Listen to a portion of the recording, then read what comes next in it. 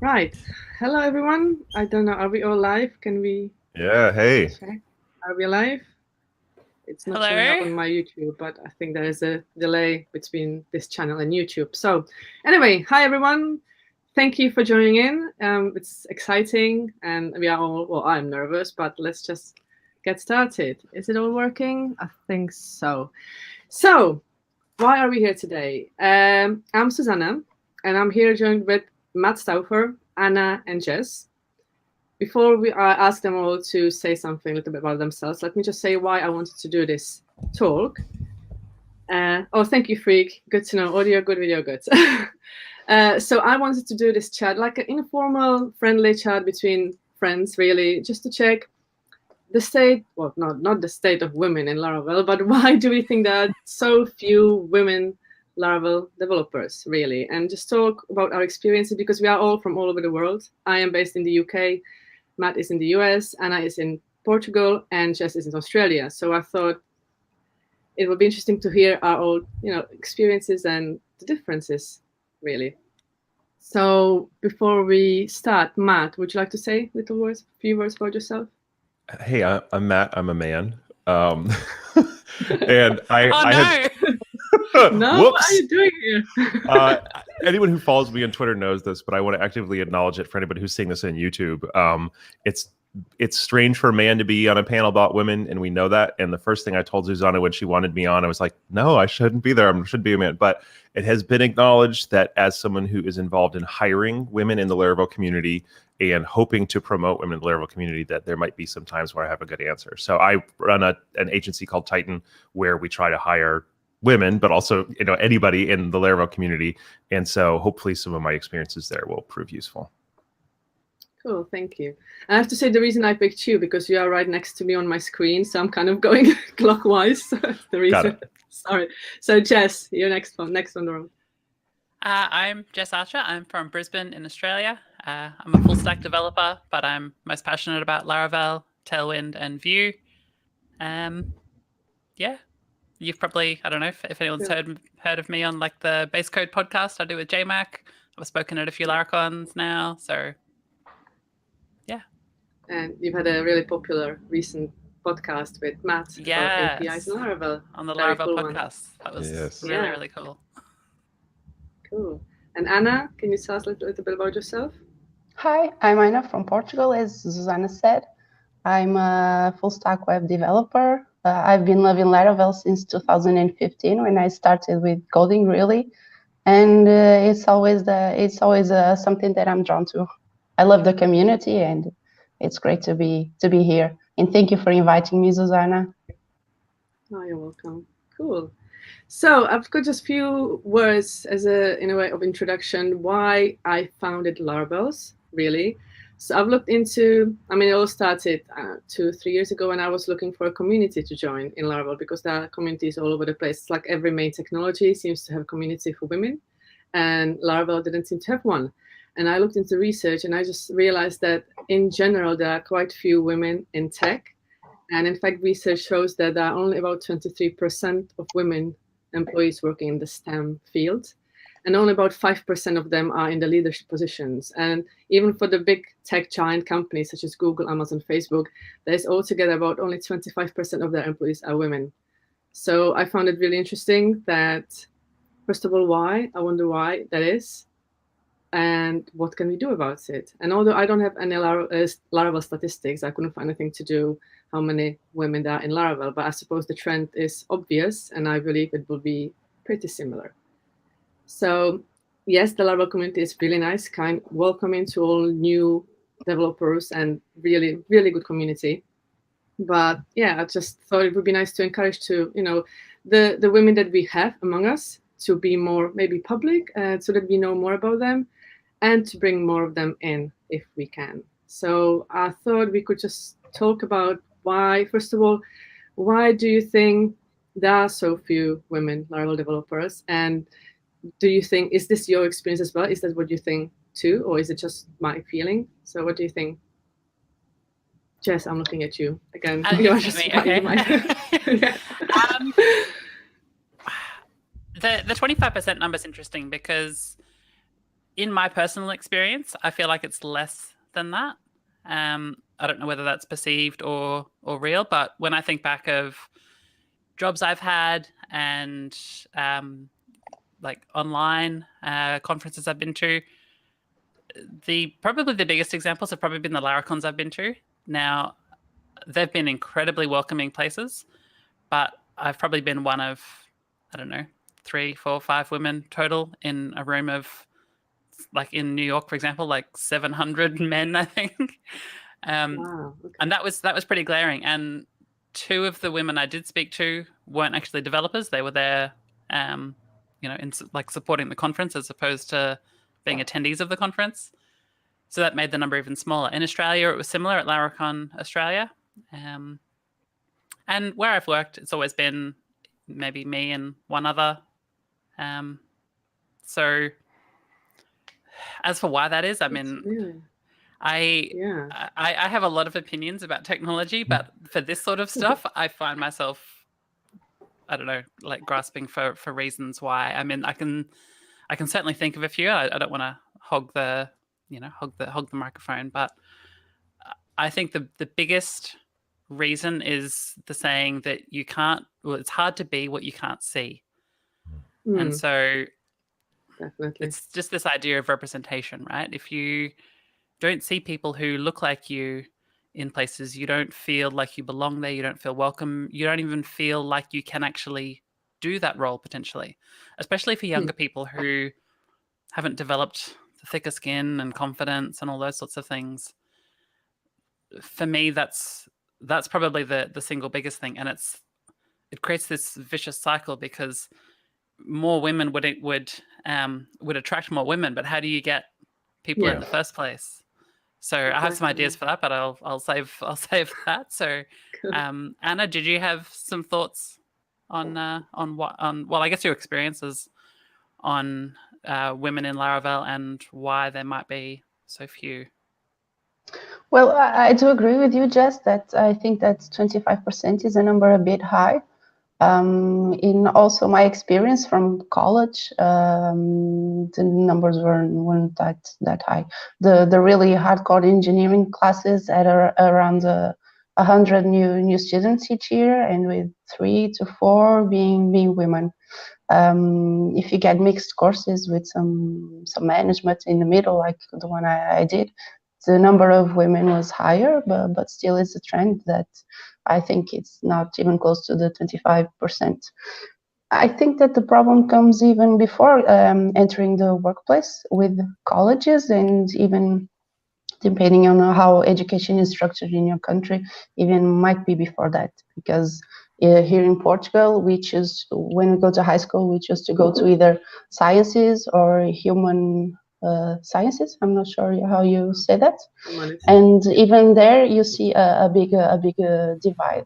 Then when it comes to the workplace, I found that some of my colleagues did go to some tech-related jobs, but maybe not programming, maybe management and something like that. And when you get to the side of the coding jobs, you see a higher prevalence of men. In the company that I'm working now, we have around, I'm not sure, maybe 20 to 25-ish coders, and I'm just the only backend coder, and I have a colleague that is a front end. So I think the numbers may be lower if you're just looking at coders itself. And that relates to our topic, given that Laravel is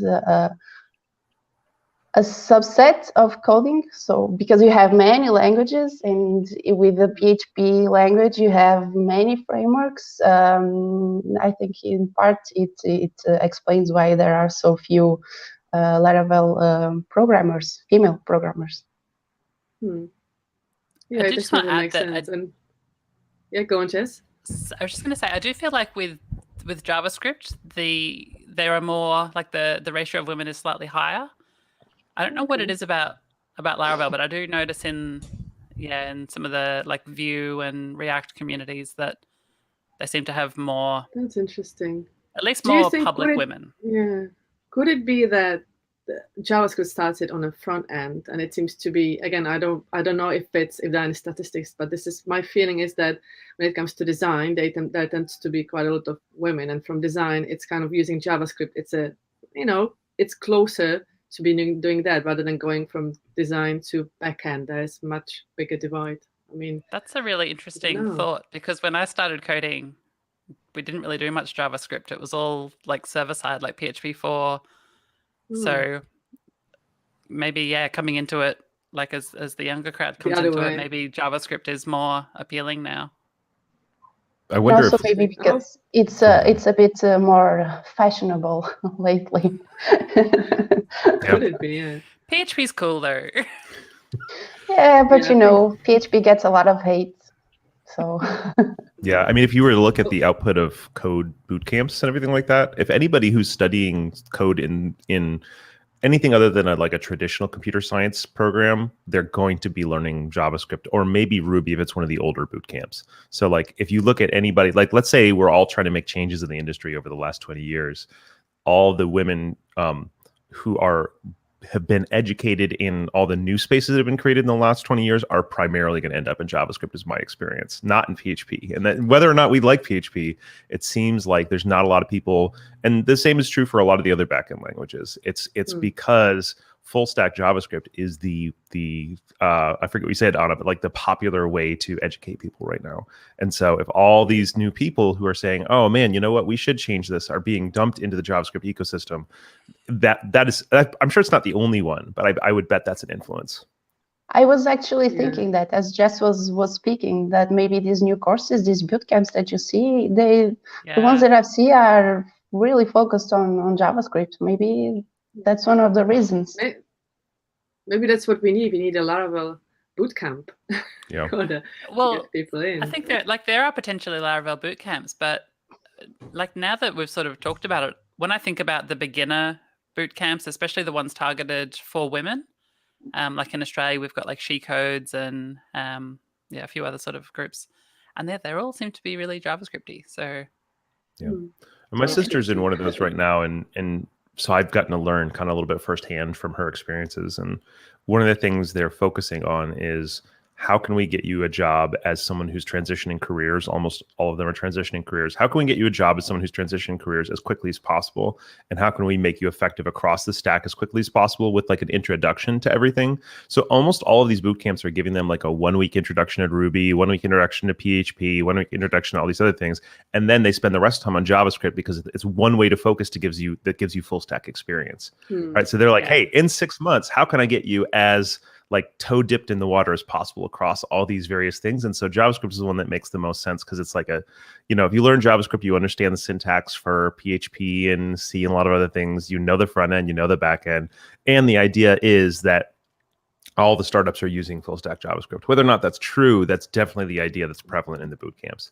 So there is there's something to be said about making a Laravel boot camp, but I also wonder, like, would it be possible for us to make it more possible to hire people who come out of full stack JavaScript boot camps and get them into Laravel, like convince them that Laravel's a good idea, give them learning resources and opportunities, and then work with like people like me to actually like hire them. So well, that's interesting.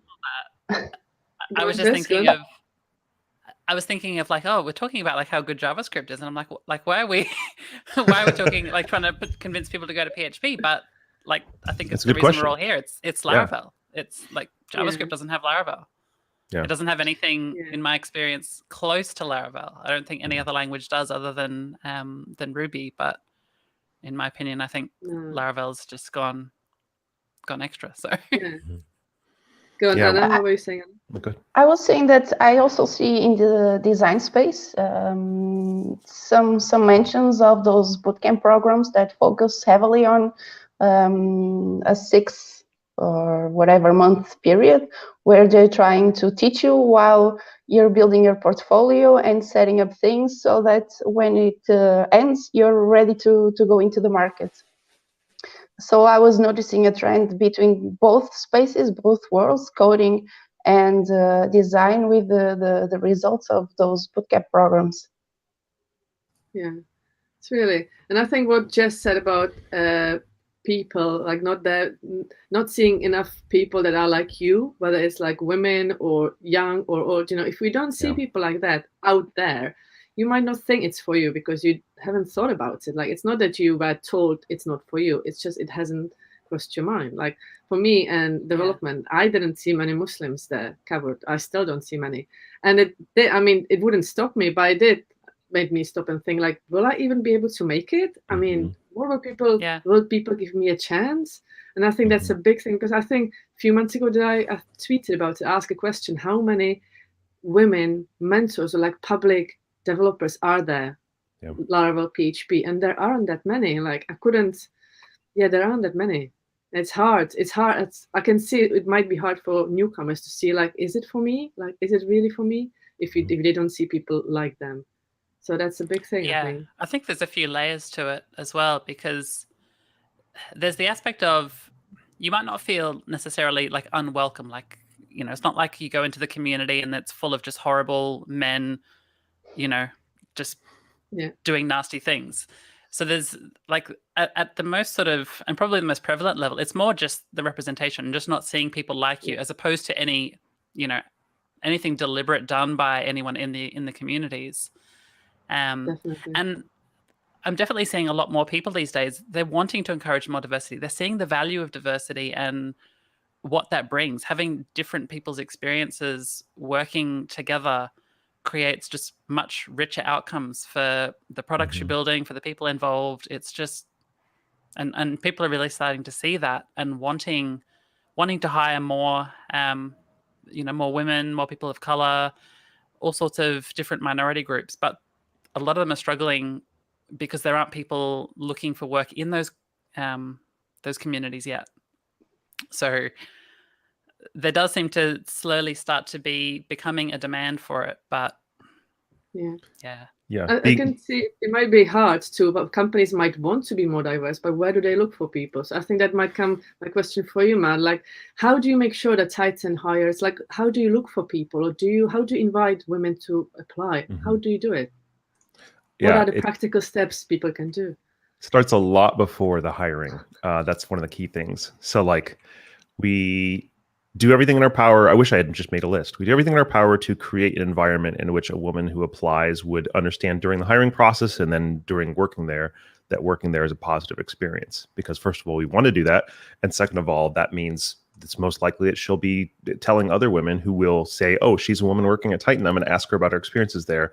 She's going to tell them there. So I think like one of the worst things that happens is that someone hires their first woman, person of color, LGBTQ, or whatever else, and then that person feels miserable. They don't feel understood. They feel the burden of proving their, like, the value of their difference, like, every single day. And again, this is more for y'all to speak, but just as having spoken to women who are the sole woman, this is what I hear the most. And so for me, it's like, how do I ensure that the people we have two white dudes, like middle, we're around the same age, we're middle class, we're college educated white dudes running a company. We're not going to be the ideal people to like create a culture that is definitively, flexible for other people without intentionally going out of our way and saying, in what ways is our white dudeness shaping this? And in what ways can we make it good for other people? And so it's a very intentional decision to shape the culture of your company. So that's one.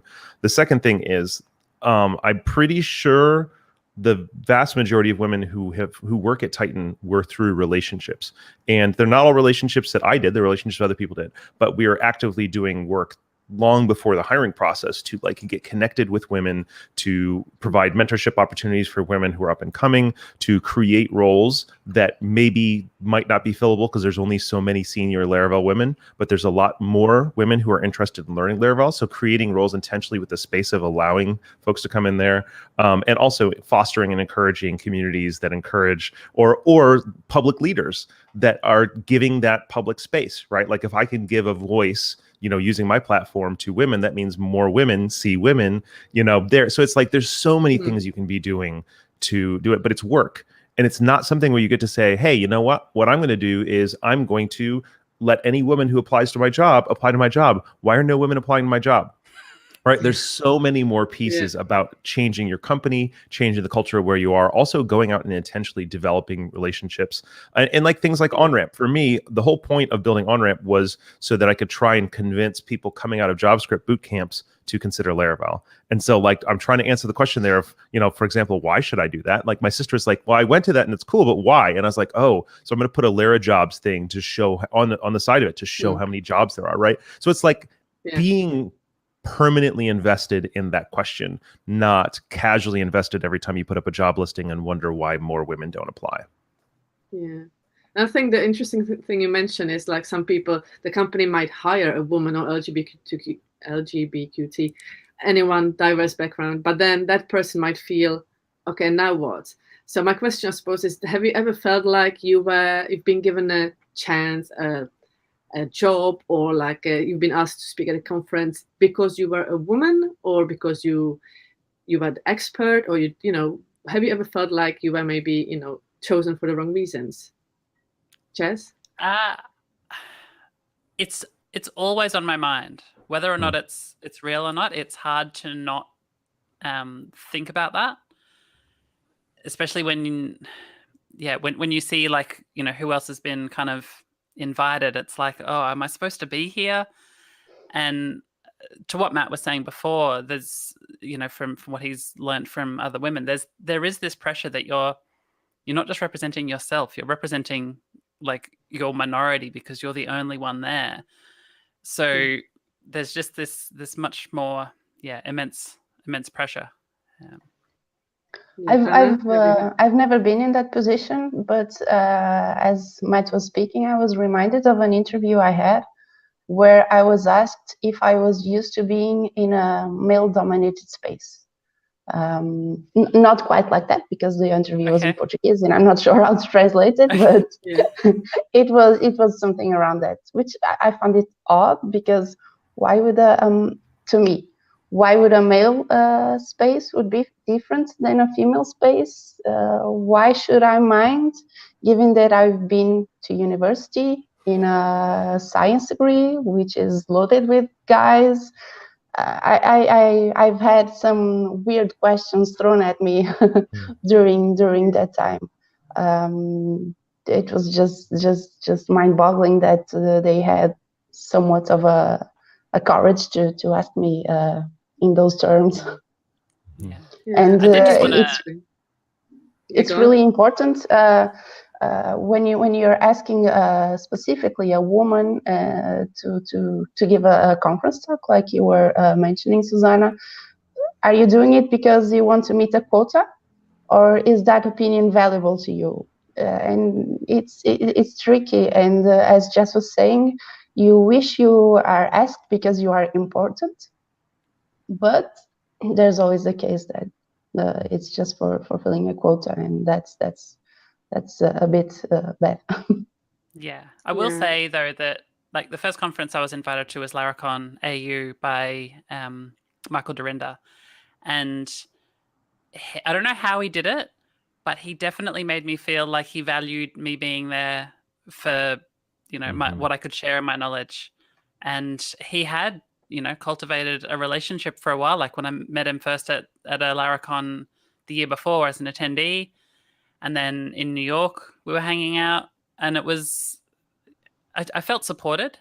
I felt like he was going to help me work out ideas. And like the first idea I came up with, he was like, oh, maybe we can change that a little bit, because he didn't just accept the first thing I gave, because he clearly cared about me giving like the best topic that I could, the same as he would with anyone else, as opposed to, oh yes, got a woman, tick the quota box. So I will say that all the experiences I've had, the people have been really good, but there is always that thing on the back of the mind though of Oh, I think that'll always be like that though until things are more equal, I guess. I always every time I ask, I do. And like I've personally not had any negative experience in the industry, like you said just earlier, that when you go to a room full of men, it doesn't mean they don't have to, they can be nice men. The Laravel community is so nice and kind, like I have nothing bad to say about it, but I'm different. Like I do stand out, and it kind of it's just the same with whether I belong. It's always at the back of my mind. Have I been asked because of who I am and what I can do, or because I tick a box or multiple boxes? So it's always at the back of my mind, I have to say. I think that's what we just mentioned. That's interesting because, like, when I first announced I wanted to found Larabelles, I think most of us read the comments that some people were not happy about it. So, and they didn't understand why women needed a community. Why? Like, why was I separating a perfectly fine Laravel community? Why? And I personally can understand why not. What do you think about it? It's like they thought something was being taken away from them or something, but it's not. It was it's adding. It's not like the Larabelles are no longer part of the main Laravel community. Yeah. I think there's a question to think about in regards to what you're saying. If you had opened a community for the people in your city, would the response be the same? Because it's practically just the same thing, but instead of being a group of people in a city that code with Laravel, it's a group of people that worldwide code with Laravel and are women. It's not fractioning, it's just creating a smaller, more powerful, let's say, interaction. Yeah, I mean, that was the whole point. Why? I mean, I meant to unite the community. I meant to bring more women in, and the women that are already there to feel comfortable to maybe be more public about their work, or go and give a talk at a conference. Like, that was my the whole point. So that's why I was quite surprised when I heard those comments when people were like, "Why do you need a community? Like, why? What's wrong with the one we have?" So it was interesting. Yeah. And like I do understand, like, some people, they think, oh, does that mean I can go create like a men's Laravel community? And then they'll be like, well, that's not going to be taken well. And they're right, it wouldn't be taken very well. And I think that comes down to the point of equality versus equity. And I think Matt has a really good explanation for the difference that's probably going to be better than mine. But the idea is that equality is treating everybody exactly the same, but equity is actually giving the disadvantaged or underrepresented, or just people that don't actually have, like, they're not on the same footing in the first place, giving them the boost they need so that we're all now on the same playing field, right? Like, can you make that more eloquent, Matt? I think that was great. I mean, if there's anything different, it might be if you recognize that people have different kind of, like, they've started with different opportunities, and they've started with different preferences or whatever, and we want them all to have the same outcome, then, or at least the possibilities to have the same outcome, then you might need to give them different things. And some people say, well, are we now going to say if somebody's not going to work hard, blah, blah, blah. So it's not actually defining the same outcome. It's more like the same potential and opportunity. And I hope you guys don't mind. Y'all don't mind. There's a really important note to me, which is that I think a lot of people will point to folks like y'all, and say, well, look at what they've done, right? Look at what, we've got Samantha Geitz, and we've got these other, like, prominent women in the Laravel community. And I don't want to say that y'all or she are exceptional, because I think that's a little bit too much. But I think that every woman I know in the Laravel community, especially most of those who work at Titan, have had to, like, make it through a lot of things and work really hard and develop a tough skin. And, you're like a success story. And someone's like, well, look at those success stories. And this is about women. This is about people of color. This is about whatever else. What I would love is for a woman, and this is going to sound terrible, but hear me out, who is as mediocre as the mediocre man who has the capability to do really well in the Laravel community or anywhere else, to succeed just as much as that mediocre man. And so to be able to see that, like, exceptional, amazing, leading, willing to put themselves in uncomfortable situations and challenge things and teach whatever women can succeed, that's cool. But, like, one of the things we're talking about with this equality versus equity thing is the goal with equality versus equity is to get to the point where a mediocre woman has the same opportunity as a mediocre man. And I'm not trying to say that any woman or man are mediocre, but that's kind of the idea there. That's kind of the goal. So it's not the same outcomes, because a lot of the criticisms that Zuzana received are like, well, maybe women just don't want to be in tech as much, which I think is bull, but I'll let y'all answer that one better. The goal is for the opportunity to be the same. And sometimes it takes more effort towards one group in a different way than it does towards another group in order for the opportunity to be the same. Yeah. Actually, that brings me to one question. Do you, maybe not you, Matt, but us as women, you other ladies, did you ever feel like you have to work extra hard to prove yourself? that you belong or that you deserve the job. Do you ever felt like that, Anna? What do you Yeah, I think? mean, I think it. Oh, sorry. Okay. Maybe not directly, but I'm not sure if this is. I've read about also imposter syndrome. I'm not sure if there's something that applies especially to women, but it's something that I've struggled with and that I do struggle with. I think that could be a bit of a hard thing to go through and to overcome, and because I don't think that maybe relating to the stereotype that a coder is a man and guys are great at coding and it comes natural to them, you're always thinking that, boy, I'm not sure how to do this. Maybe my guy friends are better at it and they're doing great than me, and I just suck at doing this. I'm just not sure if that's a personal experience or it's more generally speaking, related to a bit of a woman in tech. What do you say about it, Jess? Well, I mean, I think everybody probably experiences imposter syndrome to some degree, but I do think that, as I was saying before, that the extra pressure when you feel like you're representing like an entire group as opposed to just yourself, that weighs on top of that. Oh, there was something else I wanted to mention as well that I've forgotten now, so I'll come back to it if I remember. But it's interesting what you mentioned, what you said, Anna, about imposter syndrome, because I sometimes don't know whether what I'm feeling is valid or whether it's just the voice in my head telling me, just you're not good enough. So it's really hard to know whether I'm putting the pressure on myself or whether the pressure is being put on me. You know what I mean? Like I still haven't figured it out. I'm trying to shut the voice up, just like go away. But it's really hard because it's so hard to know what is what. Yeah, I don't know. I've heard, and in my experience, this resonates with me, that women are generally more judgmental of their capabilities, so less confident or less overconfident, I should say, probably maybe more realistic. Like especially in interviews, they're not going to overstate what they can do. They tend to be much more, maybe even understate what they can do, and don't potentially do themselves favors in that regard. Yeah. I was reading an article that went beyond that. It even said that, and I've read it multiple times, that women, when they see that they don't meet all the requirements for a job application, they won't even apply.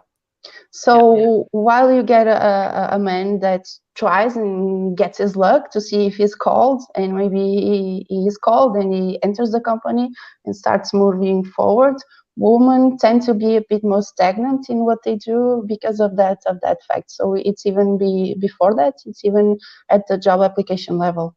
And I've experienced that. I've seen some huge list of requirements that I don't meet maybe 25% of it, and I'm like, no, this is not for me. So why would I apply if I don't know how to do that? Yeah.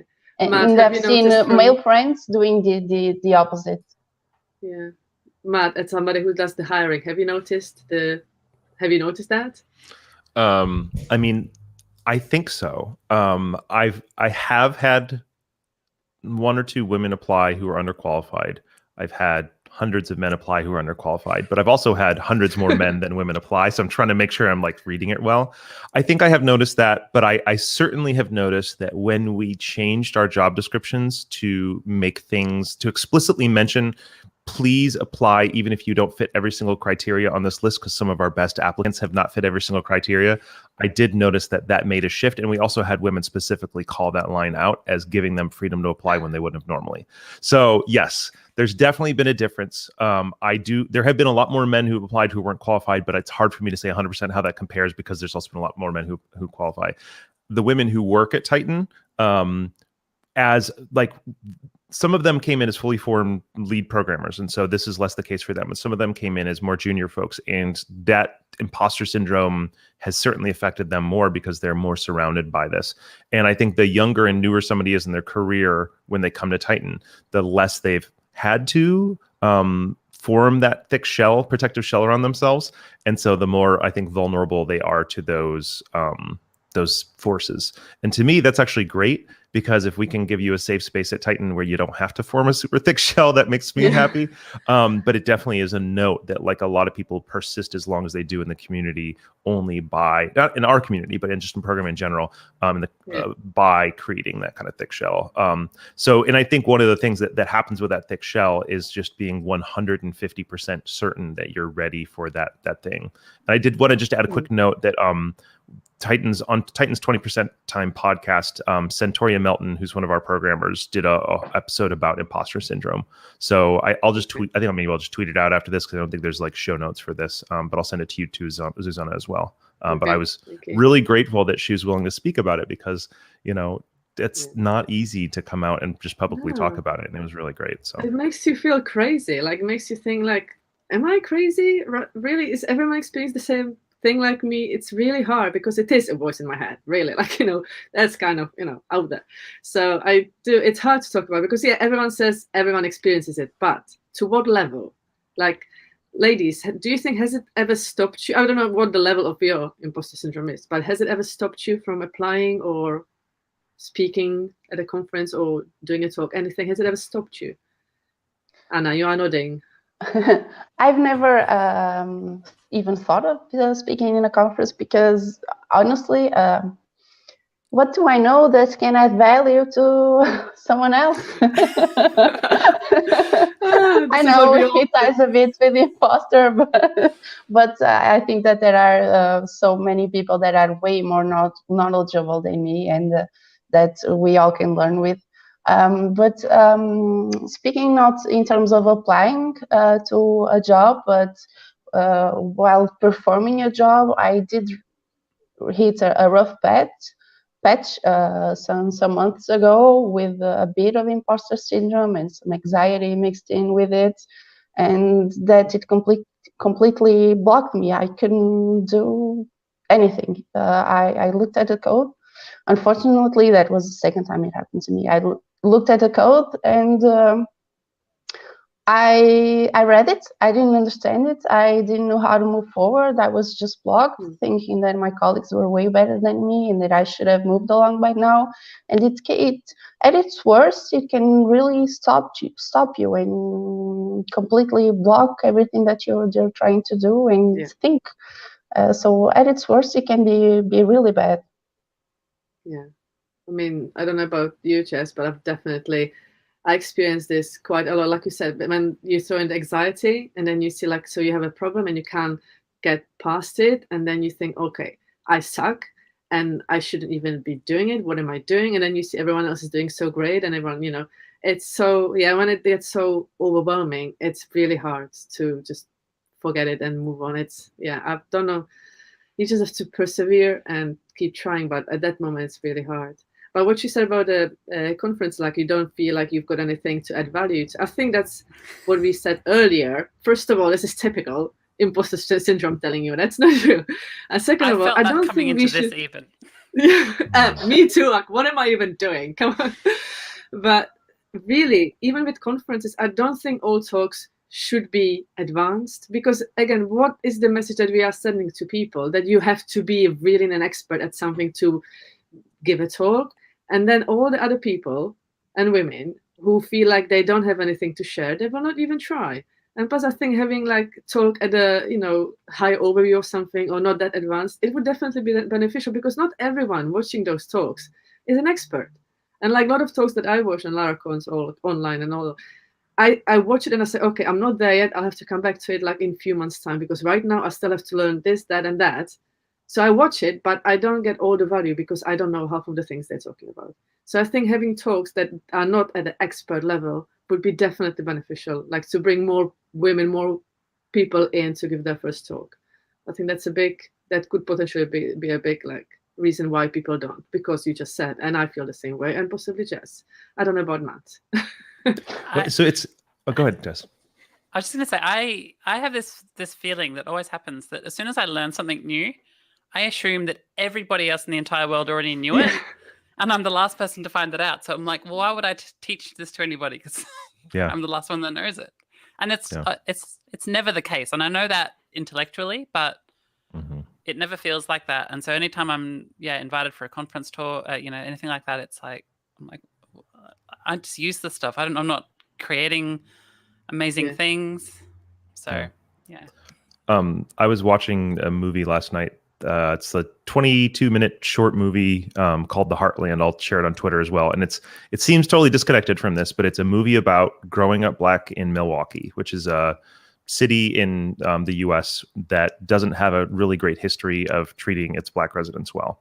And so one of the things I really appreciated one of the interviewees sharing there was she said, it feels like none of us ever get the chance just to be an individual. We always have to be like one of the Black kids. And so she was talking about a little bit of a different thing, but it did really kind of bring to my mind here this idea that like, I don't necessarily think, and I want to hear from y'all, I would love to hear from y'all if this is wrong, that you're saying, I am a woman, therefore I don't know these things.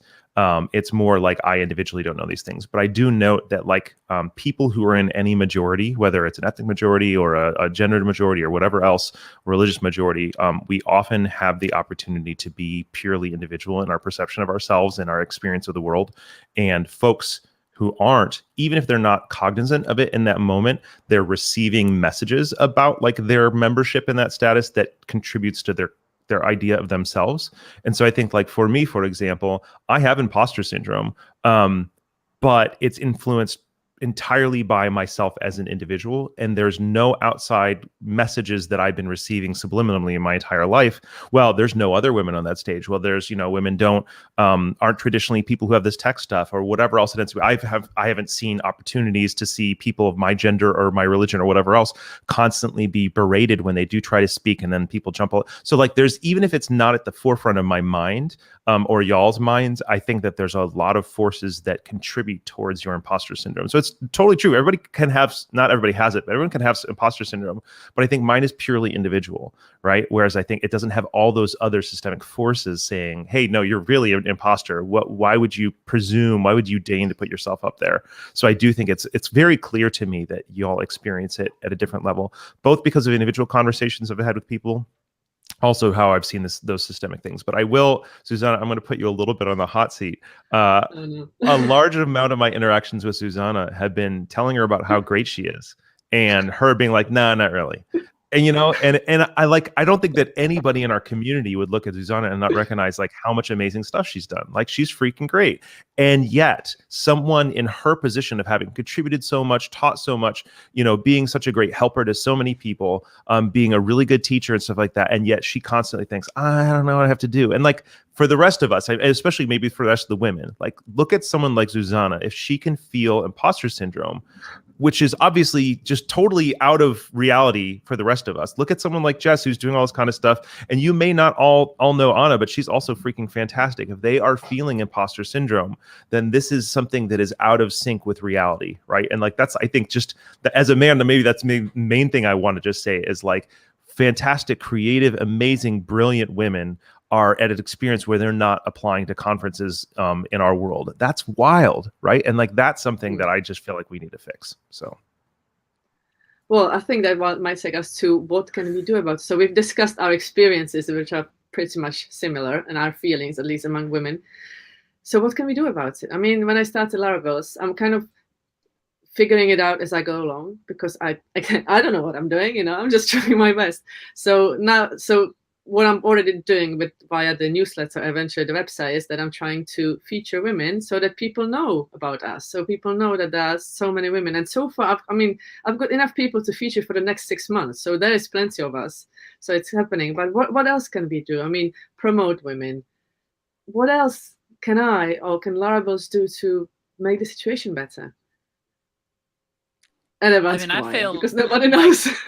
Well, the stuff you've already done, I mean, just to call that out, I already feel, in the last couple of months, an entire shift. And I recognize that I am in a little bit of a vacuum because, I follow Larabelle's Twitter. So I'm all, I'm seeing all this stuff now, but that helps. That's really important. I feel like things are already shifting. So I just wanted to call that out as being great.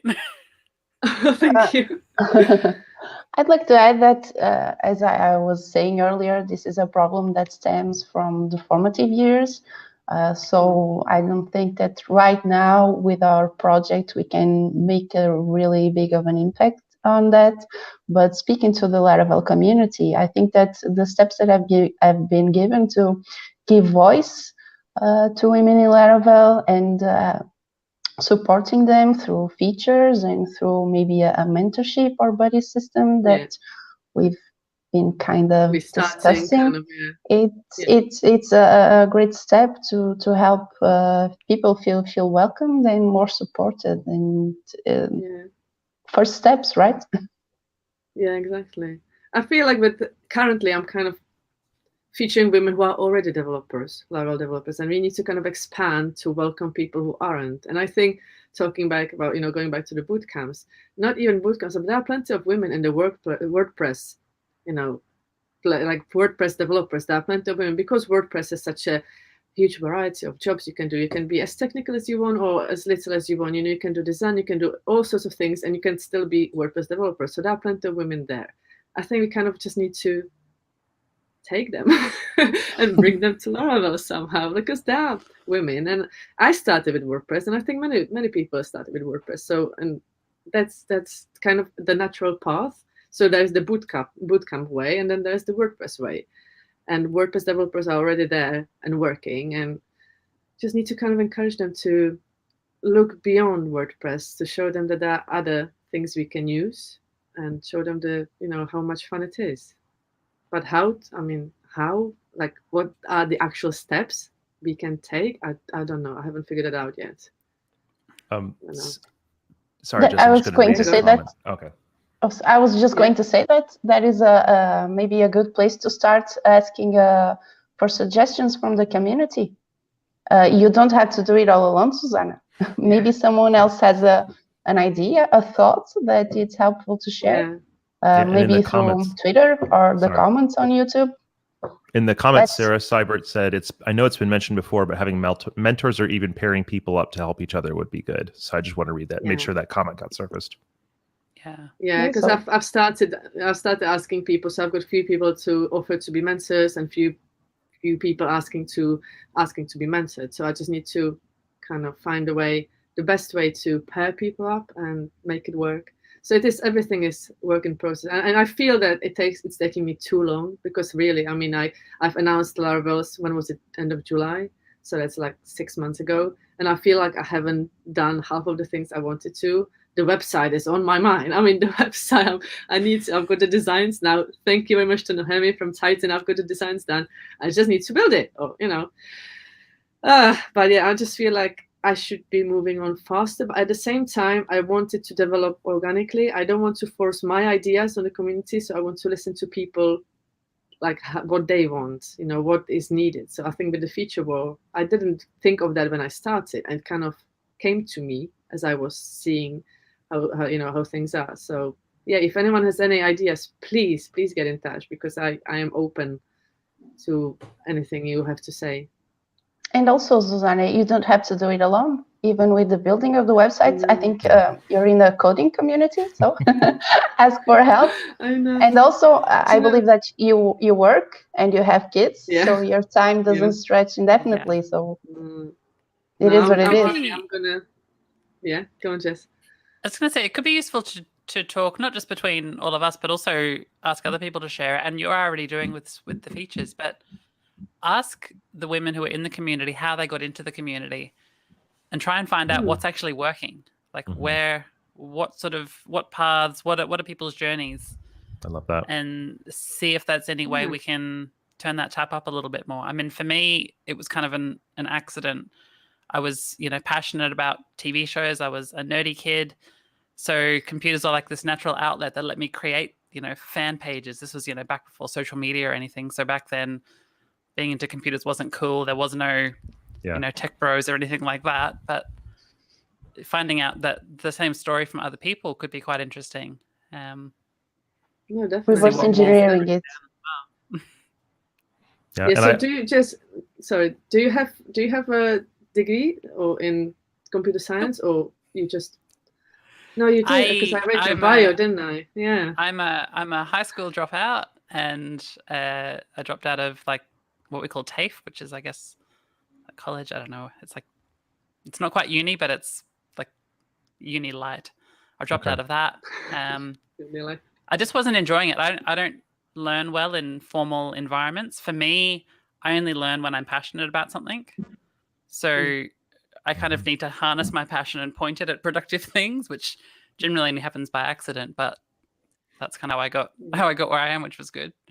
And I think it's important to say, I think you don't have to feel, you might be feeling a little bit uncomfortable by sharing this, but I think, again, it's important because there are people from all walks of life. And, we might have degrees, not have degrees, completely irrelevant degrees. It doesn't matter, because like how I got into tech, it's nothing to do with my education either. I mean, I was just a mom. I had just my third and last baby. And I was like, I cannot possibly go to a 9-to-5 job with 3 kids. I just can't do it. So that's how I actually sat down and I Googled things you can do from home. And that's how I became a web developer. Luckily, I like it. I mean, imagine if I didn't like it. But I wasn't a nerd. I was, at most, I was a computer user. And even that, every time was like, can I press this button? Is it going to do something? I wasn't comfortable using computers until I just forced myself to do it, and I learned. But yeah, I think people need to hear these stories. They need to know that, you don't have to have some sort of background to make it. You can make it from wherever you are currently. You can just make it work. How did you get into tech, Anna? Since I was a kid, I always found it funny to learn and see how things are done. So maybe that was a first spark that started. And then when I went to high school, I went to sciences. And when going to the university, the only thing that I knew that I liked and that I could apply to was computer, some sort of a computer degree. And that's what I got into. Computer degree that mixed coding with management. And when I finished college, because I did my degree and then a master's, I found myself without a job in 2012 with the big economy hits that happened here in Portugal, and heard some, as I said, pretty interesting things in my interviews. Started with a management secretarial job, and then there was an opportunity to fix an internal tool that was done in PHP, but some PHP, I don't know if you say this, ad hoc, so without any sort of framework behind it.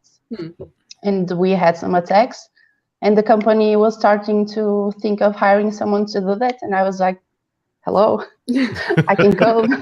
Let me try it. And that's when I started programming as my job. And while researching frameworks that I knew that existed, but I wasn't really into that, I learned about Laravel. I saw the docs. I saw there was a community, and that's how I got started, basically.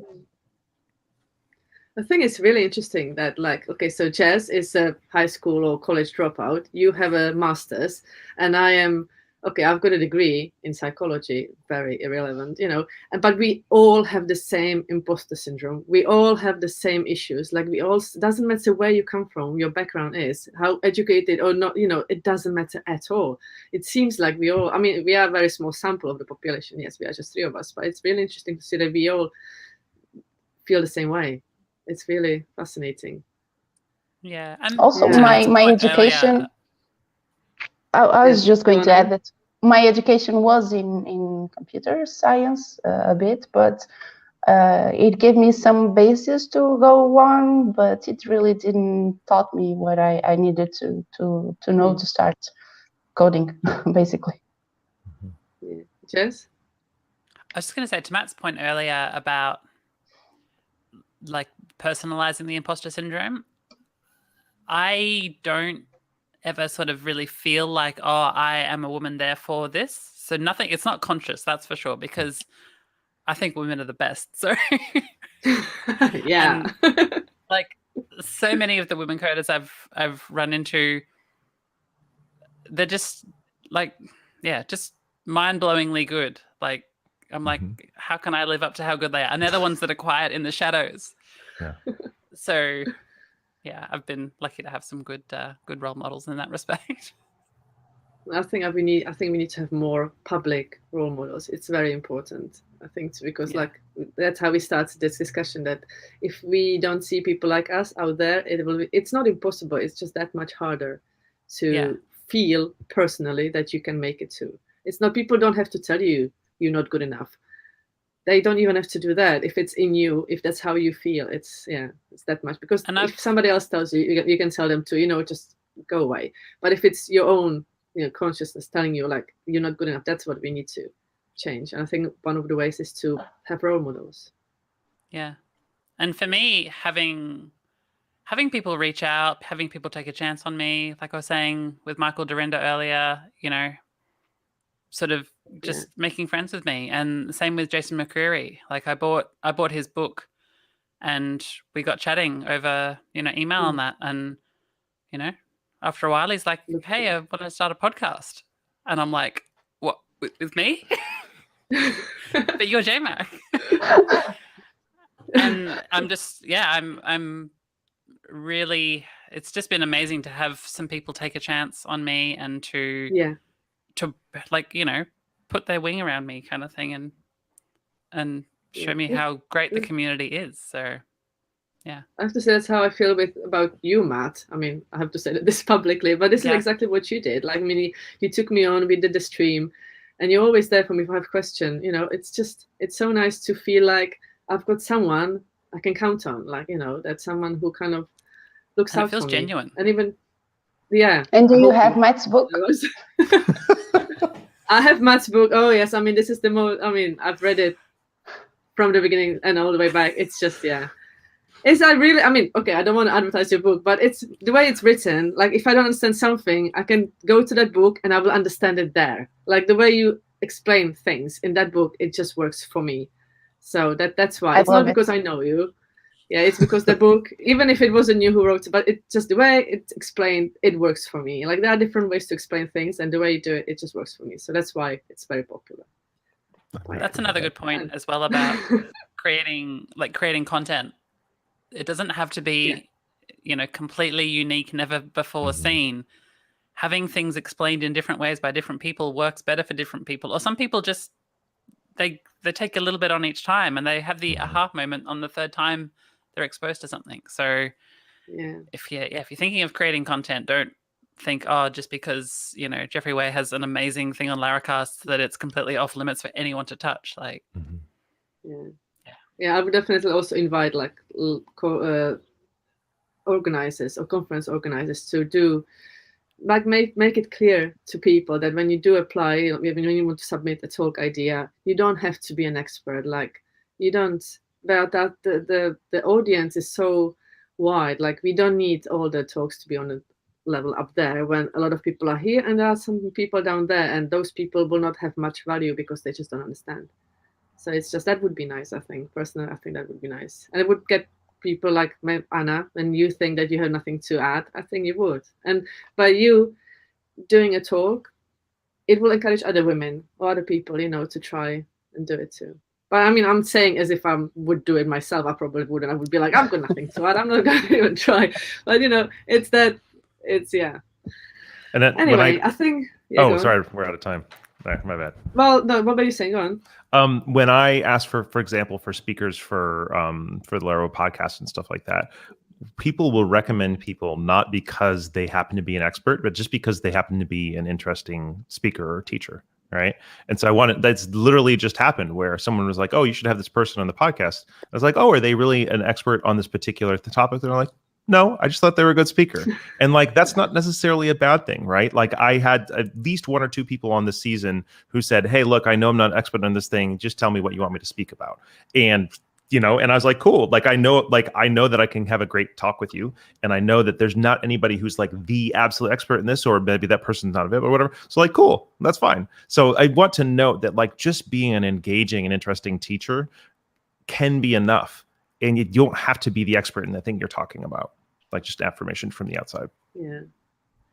And I've just checked the comments. Tom is asking, So what can the community do to, well, what can they do? What can he do to make the community better for women, to make it easier for women to get started with development / Laravel? So what can the community, like any, not on the company's level, like a personal, like any person, what can we do to make it better? I think being genuine about wanting women and for the right reasons. I think that level of genuineness, it shows that it's not just, you're doing it to seek some sort of points or whatever it is.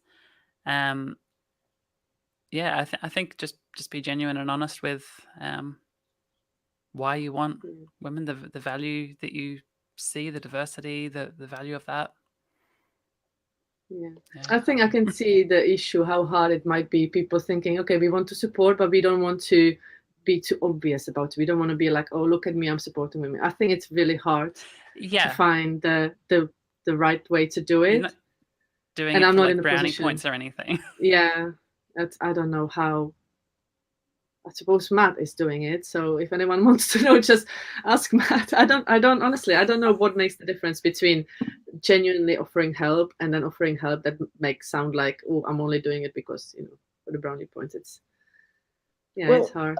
Anna. When I joined Laravel Portugal community, I found a big support behind it with everyone. Everyone giving feedback on what they know, asking questions, troubleshooting, and I think that's a big part of building a strong community, not just for women, but for everyone who's starting out. And also, if you focus on helping someone who's starting out, I think that by, I don't know how to say it, but indirectly or directly, you're also helping women who may be giving their first steps. So I think that everyone recognizes that this is a strong topic, a complicated topic, that there is not one big unique solution for the problem, but maybe if you start to hear some feedback here on how to maybe do a bit of a small step, and then someone gives another suggestion, and slowly you will start starting to build up on things. So taking the first steps here, asking for feedback for the community on how to do things, and then building up on that. So small steps to get a bigger objective. Yeah, and encouraging the women who are in the community to, keep going, to stay. And be a bit more public, like if they feel comfortable. But yeah, I don't know about the other local communities. I personally only know Laravel Portugal, and it's really welcoming. And I've been asked to be in their podcast twice, live podcast twice, and I've never once felt that it was just for meeting a quota. I think that the guys are really, really cool there. The guys and girls. I think it's just only two of us, but now it's just mainly me, unfortunately. But I've always felt very welcomed and not helped just because I'm a woman, but because that's what we do there. I don't know if you participate in other communities, Susanna, or just for Laravel, and what's it like there? These days it's only Laravel and only Twitter, to be honest, because I don't, even before the pandemic, all the conferences are in London. There's nothing locally, so it would be like quite a big thing to go and travel or meet up. So I used to go to WordPress meetup, and so that was nice. But the reason it was nice, it was full of friendly people, and there were quite a few women because there were designers and people who do marketing, so it was a big variety of why people would come to the meetup. And like I said, I personally never had a negative experience, so I'm grateful for that. But and the thing is, what to do to make it different, the community in general. It's not something that will happen from one day to another. It's a progress. Like I think, and I hope Larabelles will contribute to this, that we kind of, once we raise the issue, and I think going back to the initial tweet about me founding Larabelles, obviously some people didn't even know there was an issue. So by doing that, like raising awareness and promoting women, I think we're already making the difference. So as long as like the community just keeps doing what they've been doing for the past 6 months, I think we're going in the right direction, I believe. Like all these companies that tag me now saying that we're looking for a new developer, we'd like to, hire somebody from Larabelles. I Yeah. mean, that's amazing. And that's already shows that something's changing. So it's amazing, yeah. Well, thank I you, have to leave everyone. early. Sorry, I have to go grab my Yeah. kids for school. So I'll see y'all later. Sorry. Thank you, Thank you Matt. for Okay, doing Matt. this, Susanna. Thank Thank you you. so much. Bye.